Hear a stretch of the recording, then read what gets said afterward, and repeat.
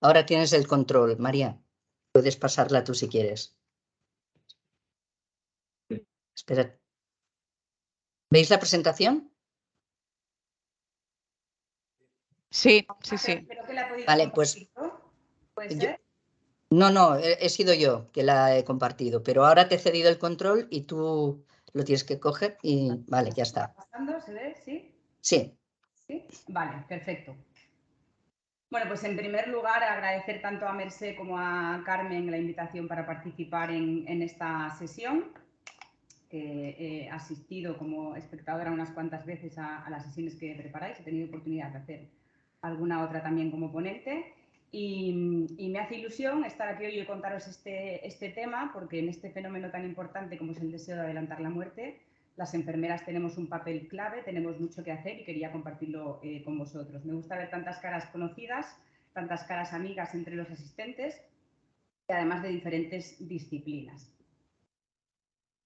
Antes de comenzar, quería decir que hablaremos de este fenómeno dentro de un contexto clínico, en personas con una enfermedad avanzada, con necesidades de atención paliativa, y aunque la complejidad de la multidimensionalidad del deseo de adelantar la muerte requiere que para abordarla se necesite un equipo multiprofesional que trabaje de manera interdisciplinar, en esta presentación nos centraremos más en el papel de la disciplina enfermera. Estos son los contenidos que tendrá la sesión. Hablaremos de los conceptos del DAM, de los factores relacionados, de su prevalencia, de las herramientas con las que los podemos evaluar, cómo responder como enfermeras al deseo adelantado, de adelantar la muerte y además de cómo hacerlo desde el cuidado y desde la ética. Comenzaré diciendo que la muerte no es solo un hecho biológico, sino también biográfico, que tiene que ser abordado más allá de lo sanitario, también como sociedad. La biografía de una persona no se puede reducir a su biología. Dice Bárbara Stilwell que las enfermeras somos los únicos profesionales que tenemos la visión de la persona como algo integral, tanto a nivel físico, mental, social, emocional como espiritual, y además que estamos presentes en 3 periodos del tiempo, pasado, presente y futuro. Como enfermeras estamos presentes en muchas ocasiones en el final de la vida de los pacientes.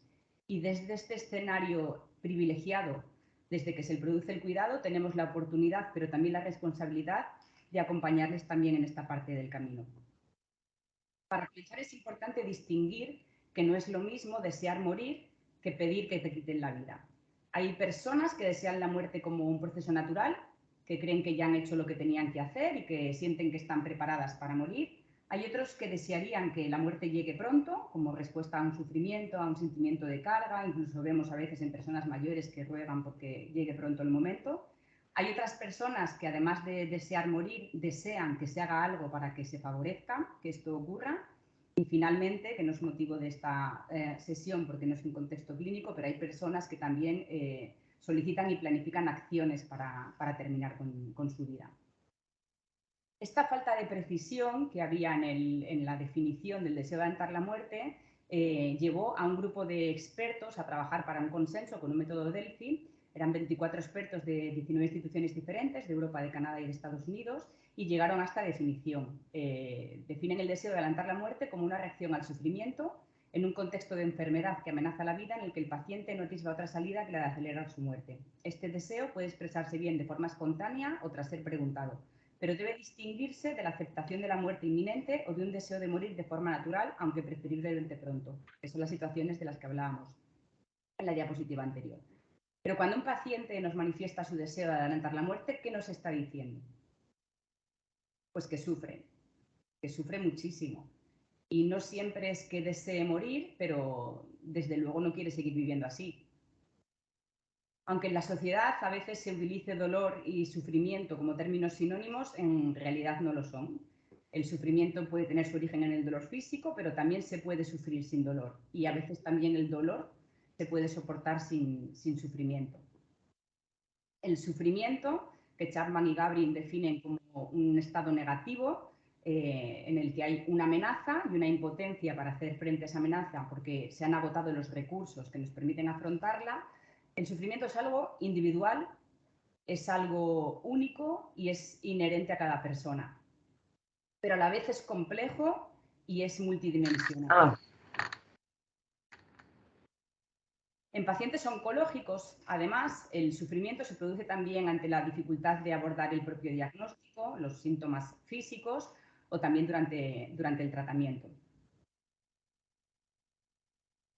¿Y qué es lo que provoca este deseo de adelantar la muerte? Pues la literatura nos habla fundamentalmente de factores relacionados con cuestiones físicas que pueden estar presentes o puede estar previsto que tengan lugar, con razones psicológicas como la depresión, la desesperanza, miedos, también con un sufrimiento existencial o espiritual por esa pérdida del sentido de la vida, y también está relacionado con aspectos sociales, con esa sensación de ser una carga. Otro factor importante del que nos habla la literatura es el sentimiento de pérdida de dignidad, que se produce cuando hay pérdida de funciones, pérdida de control, pérdida de significado. Y esta pérdida de dignidad percibida, cuando se suma la pérdida de control a síntomas de depresión o a un estado funcional que va empeorando, puede desencadenar este deseo de adelantar la muerte. ¿Y cómo lo evaluamos? Pues la literatura nos habla de 7 herramientas de evaluación, pero estas son las 2 más utilizadas. La DDRS, que se utiliza más en contexto clínico, es la primera que se utilizó en la literatura en Canadá para evaluar el ADAN en pacientes oncológicos. Es una entrevista semiestructurada que tiene primero una pregunta de screening que, si se responde de manera afirmativa, siguen 3 preguntas más. Va de 0 a 6 la puntuación y se considera que mayor o igual a 3 es un grave deseo de morir. Y después la SAT, que esta herramienta es más utilizada en investigación, es más compleja en la clínica porque son 20 ítems de verdadero o falso y es muy largo para esta población tan frágil a la que nos dirigimos. Además, el lenguaje es algo directo, pero tiene una forma abreviada para la población americana de 6 ítems y también tiene una forma abreviada en castellano, que son 5 ítems. Aquí la puntuación va de 0 a 20 y se considera mayor o igual de 10 un deseo grave.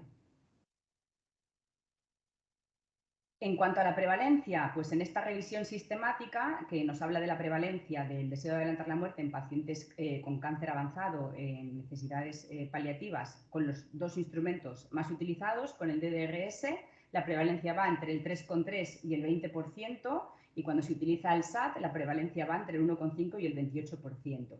Hay algunas dificultades en este estudio en distinguir entre lo que es el deseo de adelantar la muerte y la aceptación de la muerte que veíamos antes. Y además el estudio, la revisión, concluye que los resultados se tienen que interpretar con cautela porque estas diferencias tan grandes en los porcentajes tienen que ver con existencia de diferencias metodológicas que están relacionadas con la muestra de los pacientes que se eligieron, con el porcentaje de participación que tuvo el estudio o con el propio diseño. En nuestro contexto, en España, se hizo esta encuesta transversal a 201 pacientes paliativos y se mostraba una prevalencia del 18%. Además, en esta publicación se hace distinción entre los términos en inglés decide, wish y hasten, siendo hasten aquel que indica el deseo de adelantar la muerte. Bueno, ¿y cómo podemos responder a este deseo de adelantar la muerte como profesionales? Pues desde luego con una intervención holística, pero por la parte enfermera, ¿qué podemos hacer? Pues podemos identificar esa necesidad que tiene, ese deseo que tiene la persona y crear un clima para poder conversar. Tenemos que explorar y valorar lo que está ocurriendo. ¿Qué subyace debajo de este deseo? ¿Qué hay debajo de esta punta del iceberg? Debemos comentar el caso con el resto del equipo asistencial y además hacer seguimiento de esta situación, y para ello podemos contar con las herramientas validadas que antes hemos visto. Necesitamos estar formadas en este fenómeno, tener conocimiento del fenómeno y además tener unas habilidades comunicativas que nos permitan crear este clima para que la conversación fluya. ¿Y cómo lo exploramos? Pues cuando una persona nos manifiesta su deseo de adelantar la muerte, tenemos que asegurarnos a qué se está refiriendo, preguntarle si tiene planes concretos. Si somos la primera persona, el primer profesional que lo comenta o ya lo ha hablado con algún familiar o con algún otro profesional, tenemos que aclarar qué nos pide como profesional, aclarar ese contexto ético y legal. Tenemos que ver si hay algún factor que podamos tratar y tenemos que abordar también las posibles opciones en caso de que esta persona persista en su deseo de morir. Entre las cosas que tenemos que valorar, fijaos las enfermeras cómo podemos aportar en campos como los síntomas físicos, como el estado emocional, la capacidad cognitiva, la ansiedad, el sufrimiento o todas las escalas que podemos nosotras pasar para valorar la situación y tener en cuenta estos factores relacionados que le llevan a este deseo. Cuando se produce esta situación y esta conversación, hay estos 3 elementos que son los que forman parte de la reacción del profesional ante el deseo de adelantar la muerte. Tenemos esa conversación, esa valoración y exploración que se genera con el paciente, pero también tenemos que acordarnos de la familia y también tienen que estar informadas y también tratar de consensuar con ellos la situación. ¿Y cómo podemos dar respuesta a este deseo de adelantar la muerte? Pues a través de apoyo social, cuando los problemas o los factores relacionados son sociales, a través de unos cuidados paliativos avanzados, de una adecuación del esfuerzo terapéutico. Está la opción del rechazo al tratamiento, la sedación paliativa, la sedación por sufrimiento existencial, la eutanasia o el suicidio asistido. Son términos que en este entorno de expertos en paliativos no necesito explicar porque los conocéis bien, pero sí que me gustaría hacer hincapié en algunas cuestiones.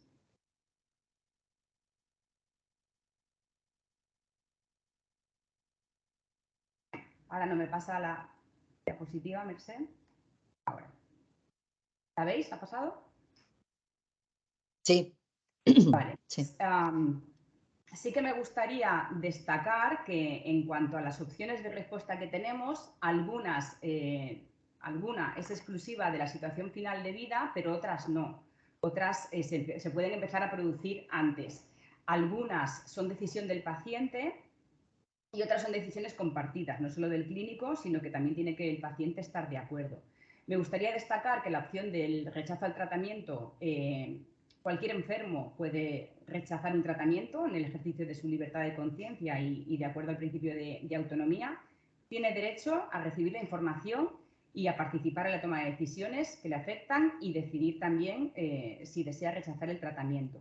Luego quería hacer también distinción entre la sedación paliativa y la sedación por sufrimiento existencial, cuando el sufrimiento es refractario, porque aunque la sedación paliativa se contempla para síntomas refractarios, existe la posibilidad de realizar una sedación por sufrimiento espiritual que sea provisional o transitoria y que puede llegar a ser definitiva o irreversible cuando ya se encuentre en situación de agonía. Pero destaco su importancia por el peso que tiene el sufrimiento en el deseo de adelantar la muerte. Además, en la ley, que en España sabéis que tenemos la ley de eutanasia, no se define el suicidio asistido como tal, pero es una eutanasia autoadministrada, con lo cual también lo tenemos contemplado.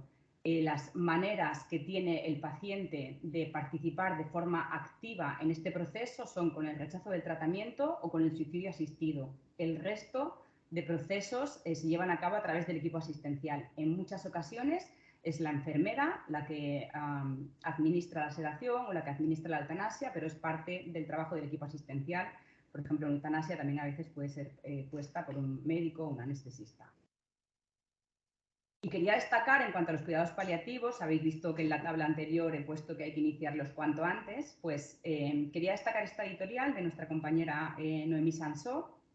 Es una editorial del año 2017 en el que se destaca el papel relevante de la enfermera en la identificación precoz de las necesidades de atención paliativa. Es fundamental identificar estas necesidades para poder ofrecer el acceso cuanto antes a estas personas que tienen una necesidad de atención paliativa.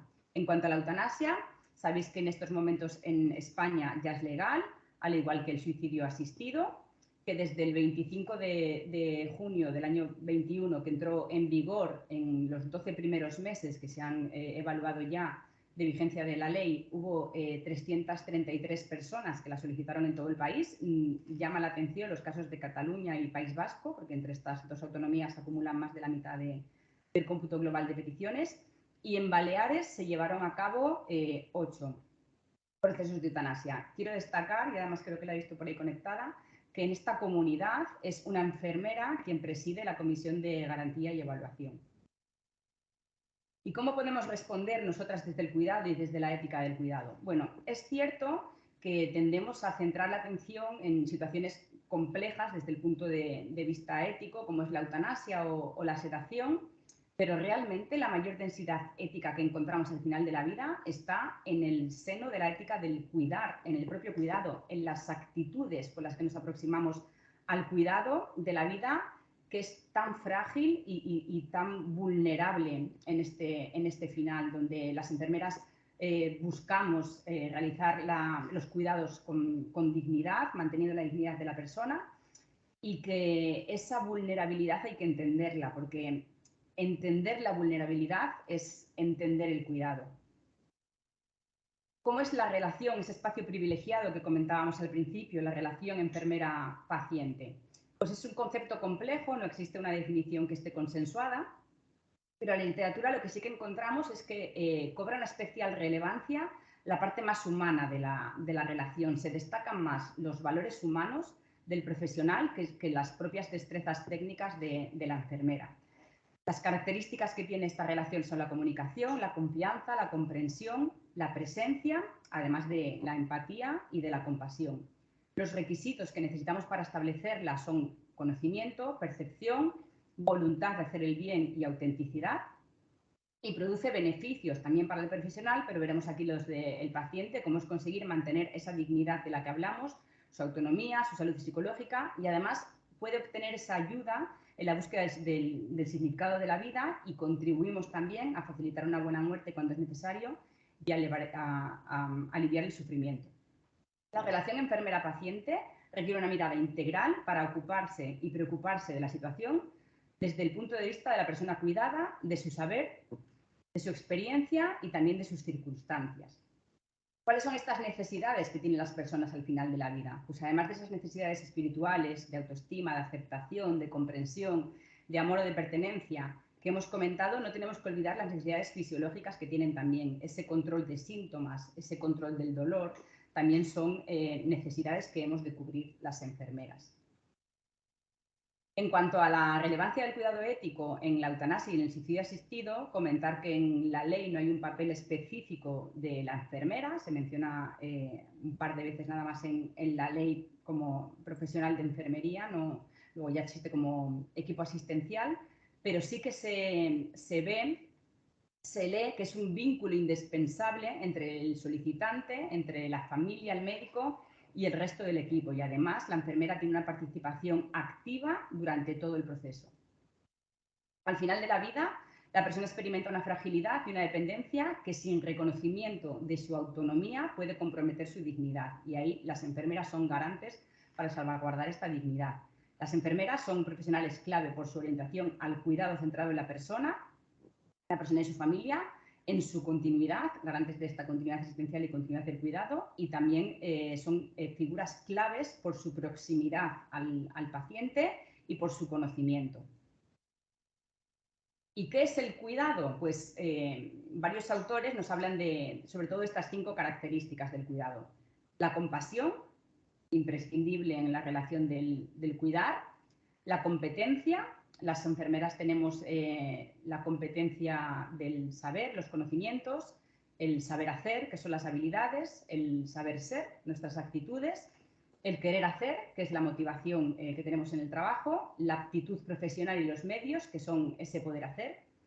Es importante comprender que estas características tienen que ir ligadas las unas a las otras, porque la competencia sin compasión puede ser brutal y tremendamente inhumana, pero la compasión sin competencia se puede quedar en buenas intenciones que pueden no producir daño, pero no dan respuesta a una necesidad.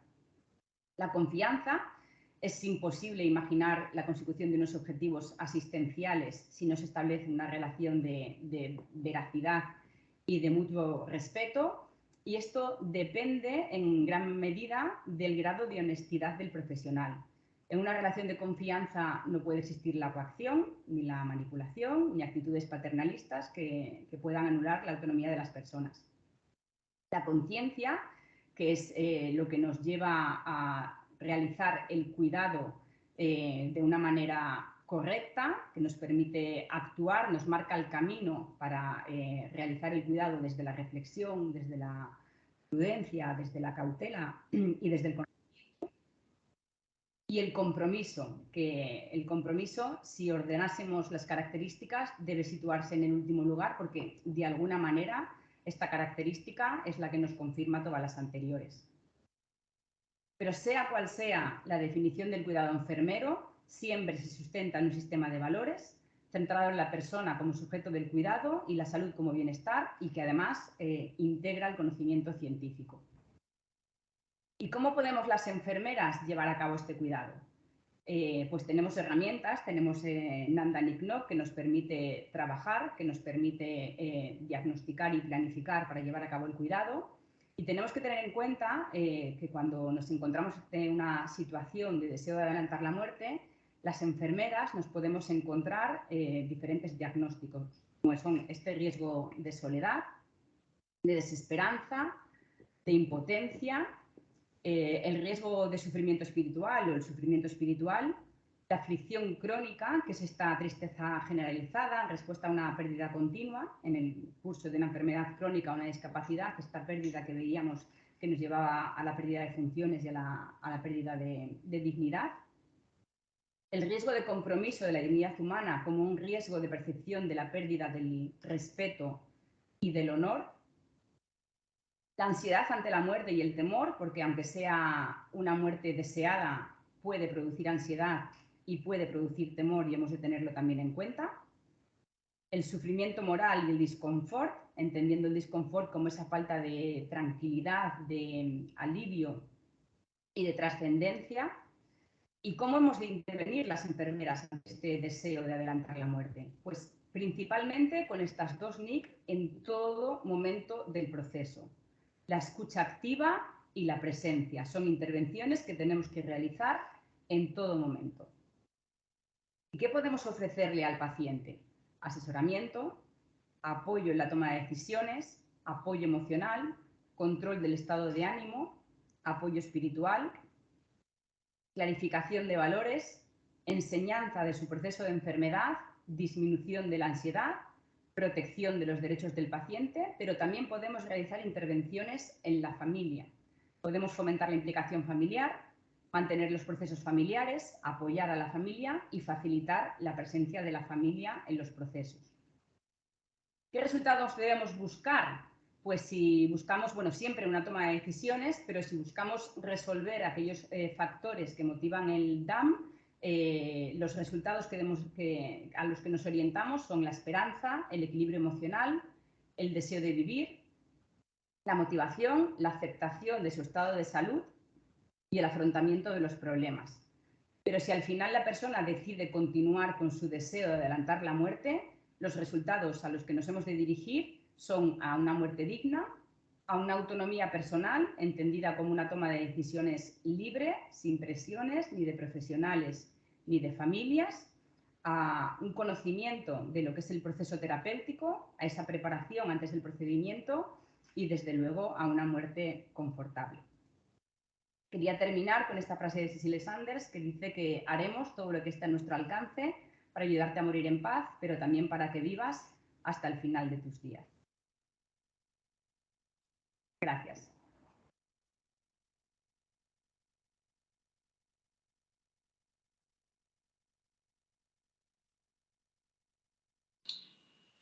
Bravo. María, muy bien. A ver.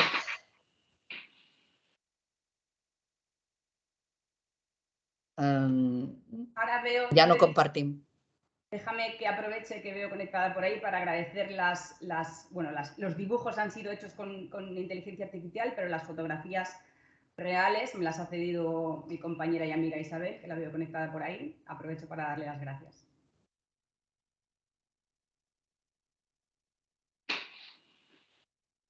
Está claro que este tema, no sé si la persona que da la sesión o el tema, pero tiene un alto poder de convocatoria porque hoy somos muchos en esta hora de la mañana escuchándote. Bueno, obrim si algú... M'ha semblat veure que de Menorca aixecaven la mà, no sé si per error o no, o si algú té alguna pregunta a fer-li a la Maria.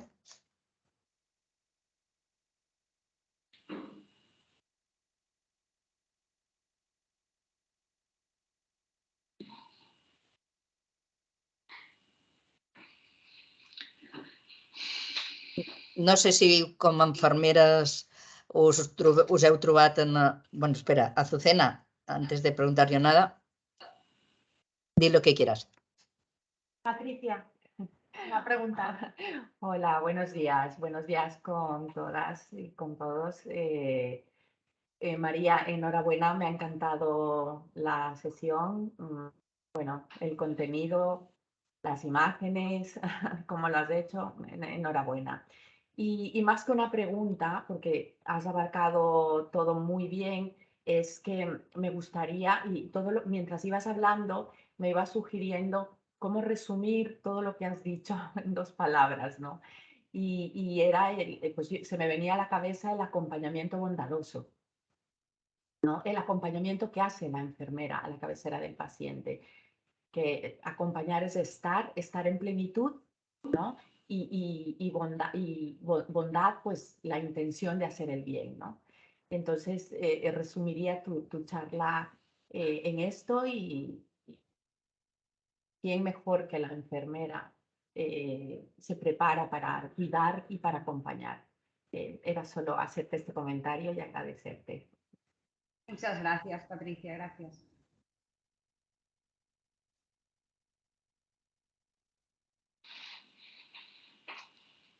Alguna altra pregunta? Jo us anava a demanar, aprofitant que tenim moltes infermeres avui aquí, si us trobeu gaire sovint amb aquests desitjos d'adelantar la mort, que us ho manifestin. Perquè jo crec que es poden manifestar de moltes maneres, no? De manera directa, però també de manera indirecta. Vinga, que estem en família. Joana, que te'n mors de ganes. Digues alguna cosa. Jo pensava que xerraria en Emília. Aquí mos tirant les pilotes. Bé, jo xerraré de la nostra experiència. Bueno, primer de tot, miri, nosaltres no hem pogut veure la presentació per un problema, suposo, del nostre ordinador, però, bueno, molt bé la teva exposició. M'ha fet gràcia en positiu que parlassis d'anar d'ànim no, perquè la veritat és que ho fem servir ben poc, entre altres coses per les dificultats instrumentals que tenim a l'hora de fer-los servir en els diagnòstics infermers, perquè encara ara en el 6N2 no existeix tota aquesta nomenclatura, supos que qualque dia hi serà. I després, la nostra experiència és que sí que hi ha gent que parla que ve a la consulta i parla d'eutanàsia i parla de que a lo millor és difícil viure d'aquesta manera, però quan els explicam el manco l'experiència que han tingut a Manacor i referent des que tenim la llei en marxa. Els explicam el que són les cures pal·liatives i el que significa una sedació pal·liativa i l'acompanyament que els podem oferir des de cures pal·liatives, el tema s'acaba, no tornem a parlar d'eutanàsia. Això és la nostra experiència, perquè també hem tingut ben pocs casos de gent que ho ha expressat així. I ja està, no vos puc contar massa cosa més, però és el que tenim aquí. La població de Llevant. És la població de Llevant. I aquí hi ha el doctor Sarmentera que em fa riure i res, això. Em sap greu, Joana, que no hagi pogut veure la sessió. No, però no sé si... Estic segura que és un problema del meu ordinador perquè darrerament tenim problemes amb el Teams aquest. Bueno, nosaltres entre avui i demà penjarem, quedarà penjada com sempre la sessió, la de vídeo i també el PowerPoint en PDF en la web, o sigui que si voleu fer una ullada a les diapos o si mai les voleu tornar a consultar per alguna cosa perquè no heu pogut apuntar el test que ha dit o el que sigui, doncs quedarà penjat en allà com sempre. I això ho tindrem en 1 o 2 dies. Cecília, sé que tens alguna pregunta. Hola, bon dia. Era una miqueta... Era respondre a la teva pregunta, Mercè, de si ens havíem trobat en aquesta situació. Sí que és veritat i comparteixo amb la Joana que és que se'ns està acoplant alguna cosa. Ara? Sí. Sí? Comparteixo amb la Joana que habitualment quan parlem amb les persones i els expliquem què són les cures pal·liatives, normalment la cosa es calma, la persona es troba més acollida i tot canvia. Però també és cert que en aquests moments tenim nosaltres un pacient en aquestes circumstàncies que sí o sí continua demanant eutanàsia i m'he sentit molt identificada amb tot el que la Maria ha explicat de com havíem de fer, quina era la nostra resposta i sobretot tenir en compte el patiment existencial de la persona. M'ha semblat superinteressant, molt ben exposat, i tenir en compte molts d'aquests aspectes. Ha anat una miqueta ràpida, pel meu gust m'hauria agradat assaborejar una miqueta més tota la seva exposició, però ja que es quedarà penjada la repassarem i ens ha donat pistes d'aquelles coses que encara no fem o no acabem de saber abordar bé. Gràcies, Maria. Muchas gracias. Que hagi anat tan ràpid és culpa meva, assumeixo la culpa perquè li vaig demanar que la inclogués en 35 minuts. Las diapositivas y me he dicho rapidito y me lo he tomado al pie de la letra, pero ya de por sí no me cuesta a mí hablar rápido porque es habitual que lo haga muy rápido. Bueno, pensant en que tots teníeu que anar a fer assistència ràpid i quan s'allarguen massa les sessions ens ho feu saber, és per això, no perquè volgués que ho fes ràpid. No, ho tinc clar, però me semblava que estava molt ben explicada com per poder...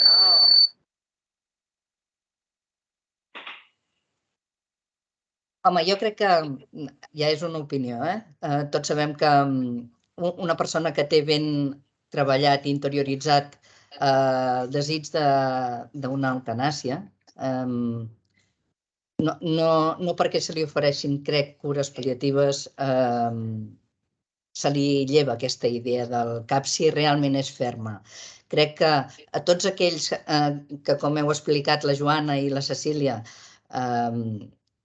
manifesten un desig d'avançar la mort i llavors al parlar-li de cures pal·liatives, oferir-li cures pal·liatives, se'n fan enrere. No és que se'n fan enrere, és que en aquests no els havien arribat les cures pal·liatives i crec que les cures pal·liatives han d'arribar. Tots els que estem aquí creiem que haurien de poder, aquest tipus d'atenció hauria d'arribar a molts més llocs i a moltes més persones de les que arriben.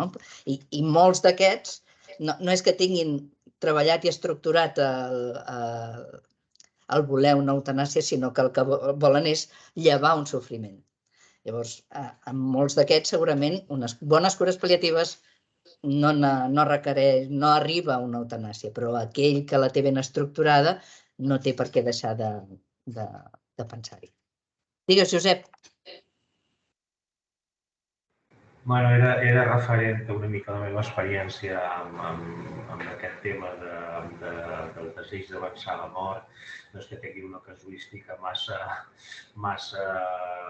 important, però sí recordo un cas que va ser aquest que estàvem parlant ara, de que el senyor de nacionalitat suïssa, que no el van deixar entrar a Suïssa perquè es van bloquejar les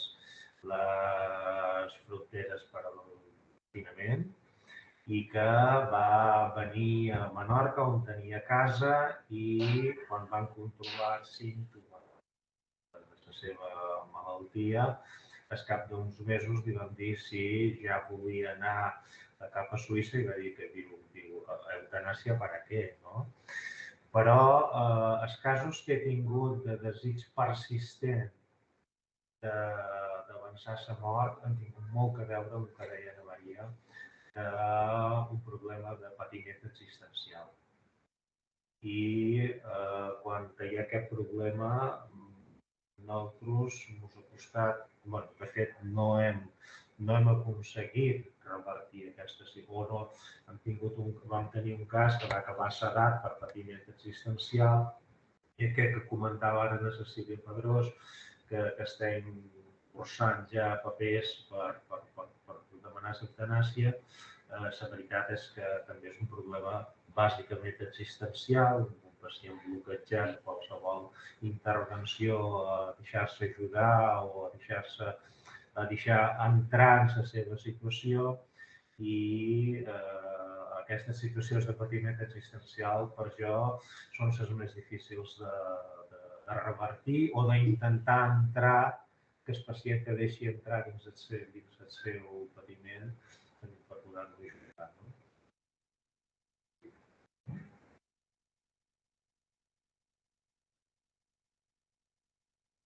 Sí, jo crec que per la majoria de nosaltres, no, les situacions de sofriment espiritual són les més difícils. També les que potser hi tenim menys maneig perquè són menys habituals, no perquè no ens interessi la situació. No sé, parlo potser per mi.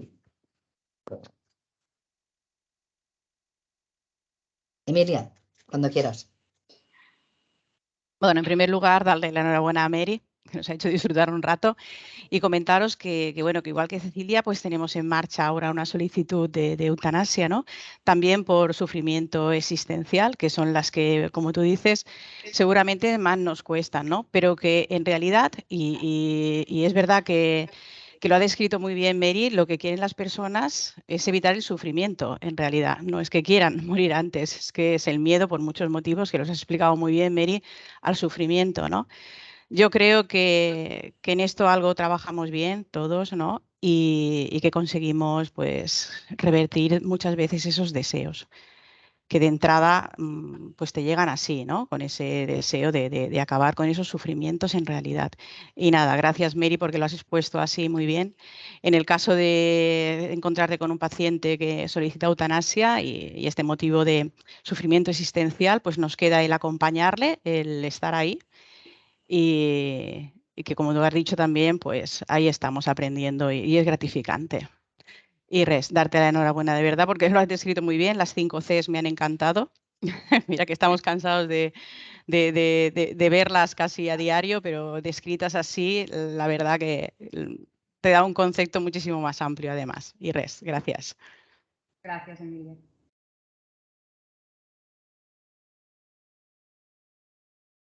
No sé si hi ha algú més que vulgui dir alguna cosa. Yolanda, que te veo con el micro abierto. No, lo he tenido abierto todo el rato. Ya no. Lo sé, lo sé. Bueno, darle la enhorabuena a Mary.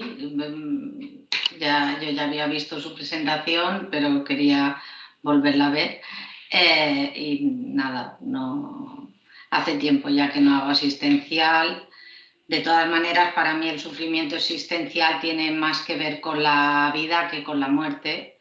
Entonces eso es lo que creo que a los paliativistas nos hace descolocarnos bastante.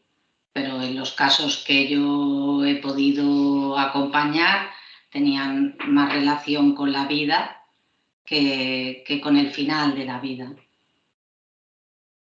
Y ya eran mochilas muy, muy, muy llenas, que era muy complejo el poder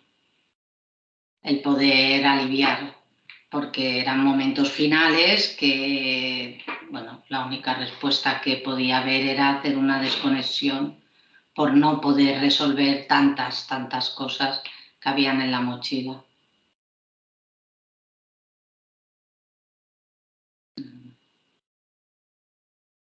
Molt bé, doncs recordeu-vos, com m'ha posat la Carme en el xat, el link on poder fer l'enquesta de satisfacció, que us agrairíem molt, molt que la féssiu.